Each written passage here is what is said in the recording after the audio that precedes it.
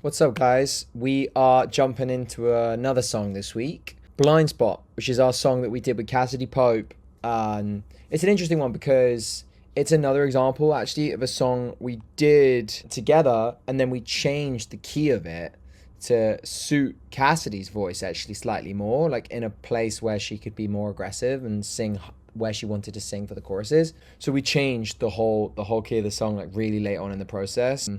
We just basically recut the whole song, like all the vocals, cut them again. Some of the backing vocals we kept because if you change a pitch, like a little bit of backing vocals, it can still sound really nice. But the lead vocals, you can't really. You just notice how artificial they sound. But let's jump into this tune. This is how it sounds.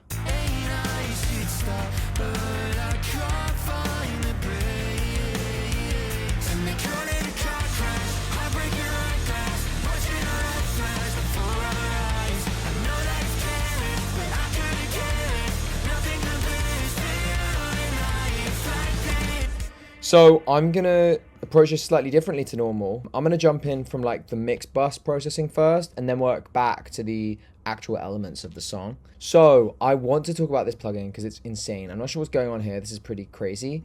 But Gullfoss, Master EQ, and the normal EQ is basically an intelligent EQ, and you control it by tweaking these controls. Honestly, like I'm not that great at knowing exactly what they all do. But essentially, it analyzes what's going on in the EQ, and if you wanted like to push tame, for instance, it would take some of the maybe slightly harsh and some of the slightly muddy frequencies and bring it down overall and just kind of smooth out your song. It's such an amazingly transparent EQ too. Like if you just want to do just a little bit of like polishing up, as it would be the word, if you wanted to polish a song, this is the perfect EQ. But we put it on the mix bus. It sounds amazing. And then we've got this, which is my classic sort of final mastering EQ.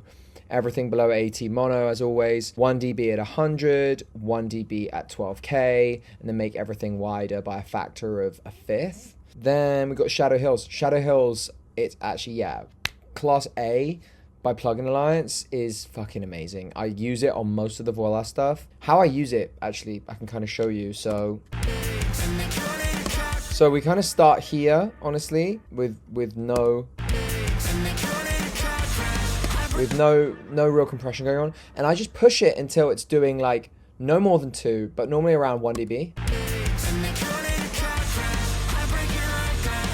And then when I'm there, I just bring up the gain to compensate a tiny bit, and then we go on the discrete threshold as well. So that's the optical compression. This is discrete, so slightly different, like transformer sound in this. And we want to see over here, because this is the discrete dial, so we can see we're doing about a 1 dB of gain reduction again.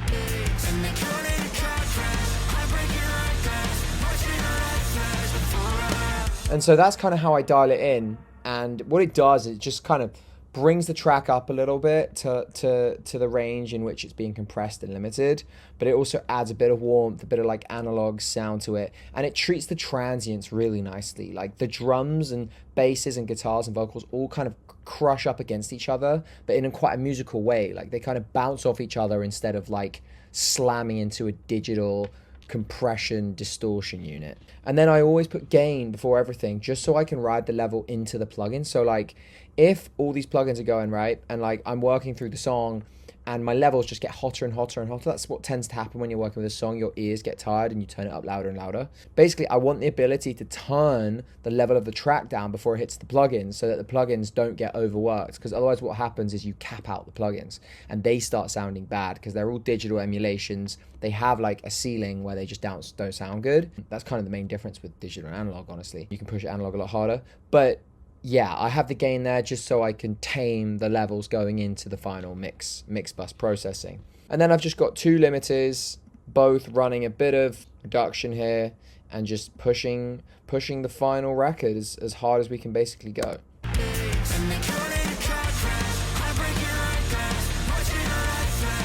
So in terms of layers, I've got one of these classic tonal effects that I love, something I probably found. Just love it. Kickstart, Decapitator, Pro Q3, Pro Q3, just taking out a bit of the mids because we don't really need that in here. We kind of just want the low and the high just kind of baking in overall. And that happens in every chorus. It just kind of gives the chorus a lift. It's something you don't really notice in the track, but you can definitely feel it when it's gone. Let's jump into the drums. The drums are kind of splashy and crashy and like kind of pop punky.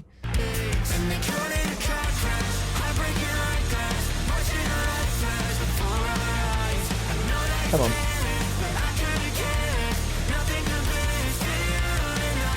So yeah, Superior Drummer, Rock Foundry kits, the Voila one we've made. I've told you guys about this one. Sounds great, but the real key with our drums is the drum bus. So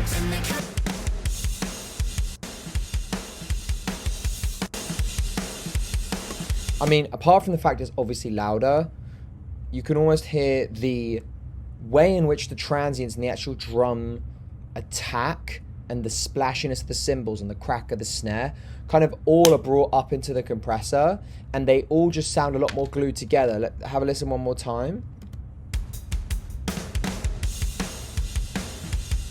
I mean, it's a great drum sound overall. We started with something nice, but then you've just got this whole stack feeding into a pretty intense compression chain. And just the snare and the cymbals bounce so nicely. They feel in exactly the same room. The real key actually in this is the fatso.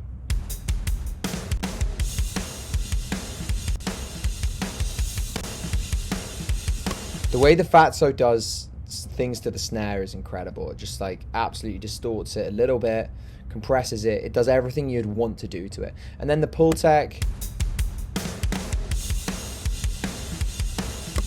very minor. We're just giving it a little bit of a bump down the low end just to give it a little bit more sort of presence in the low end of the kick. And then we're actually just boosting a tiny bit of 8K just to probably poke through a little bit more. Yeah, so that's the drums. Let's just jump into the basses.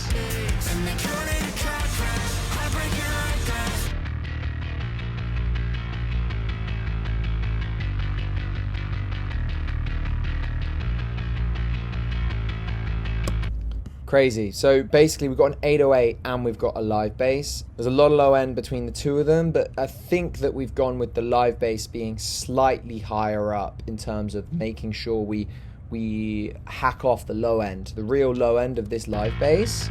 So like if we have a look, we aren't needing to boost any of that, you know? If that was on its own, we'd probably start boosting the lows because the subs won't be there and you won't get that impact on the chorus. But because we've got an 808 down there, we definitely don't want to boost it.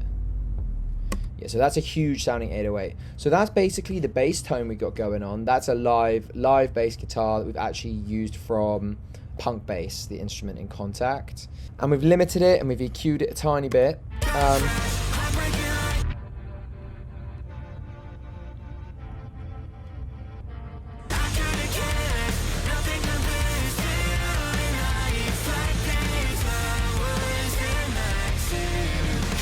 I actually can't remember what that's from, but I really like that synth tone. It just fills out the medium, the middle of like the chorus, really glues kind of like the bass and the guitars together, and it adds.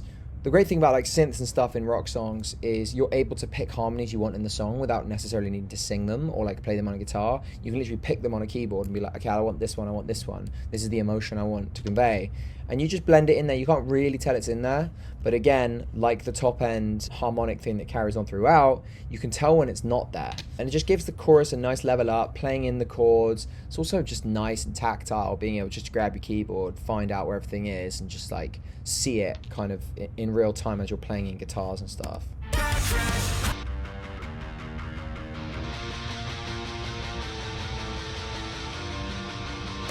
See, then I love this because it's got that sustained pedal tone thing going on, like the ba-na-na-na-na-na. That to me, again, is like the emotional element. Not that. That though.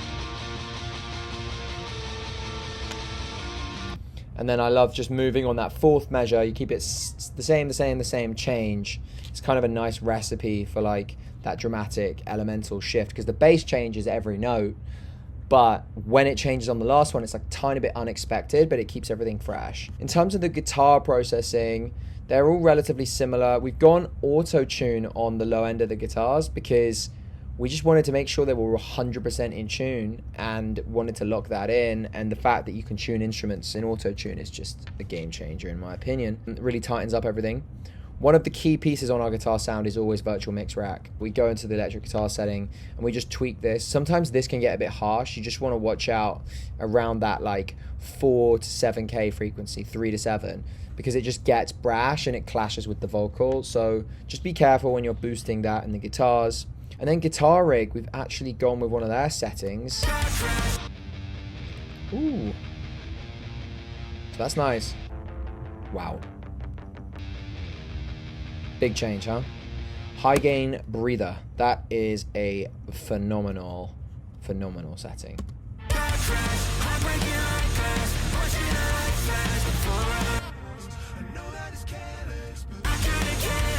So you can hear that this has had its pitch change. Like, listen to this.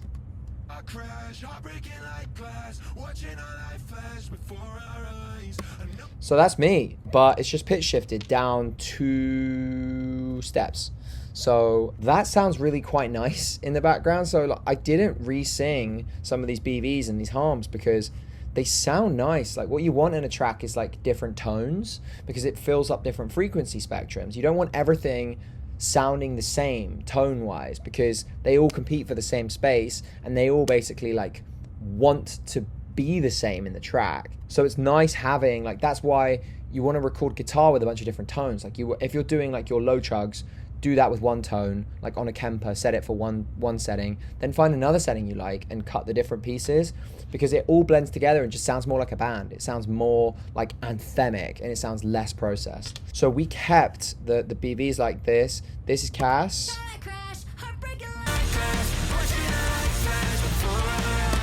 So I had one track from her on that. So what I did is I just made it sound like a solid double. Fix Doubler is a great plugin. Let me see who makes Fix Doubler. Let's just see. Come on. Yes. Softtube. Yeah, Softtube's an amazing manufacturer. I recommend their stuff highly. They're great over there. They have some of the best algos to like replicate some of the like old school gear. They have a great emulation of the CO1B as well. Like if you don't own a CO1B, which most people don't because it's expensive as shit, but use the Softtube emulation of the CO1B, the vocal compressor. It sounds amazing. So yeah, we're just doubling up Cass's vocal there. Let me just jump into the lead vocals real quick, and then we might be close to a wrap on this thing.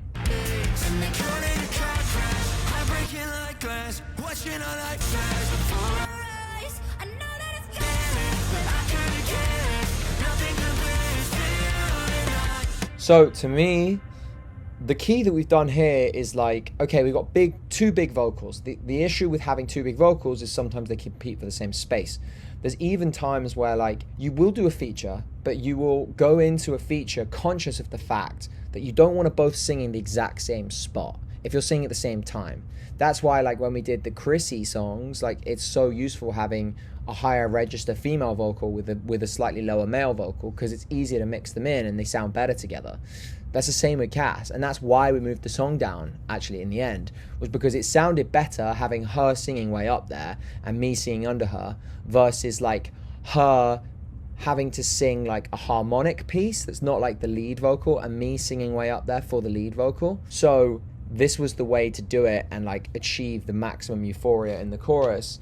We've got a lot of plugins on both vocal tracks, but the other thing we did is we panned Cass's lead vocal slightly to the right. If you listen to the track, you can kind of hear it, just like a tiny bit, but like 10 degrees, I mean, just a little bit.